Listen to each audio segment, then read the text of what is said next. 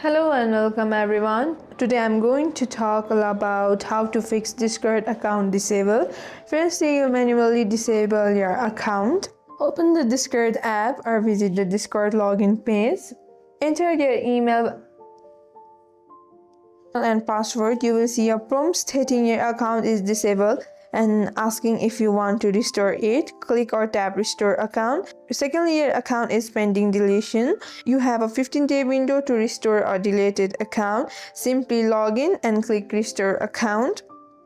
Thirdly, your account was disabled by Discord. Visit the Discord request page. Under what can we help you with, select Apple's Age Update and order request. Enter your email address associated with your disabled account.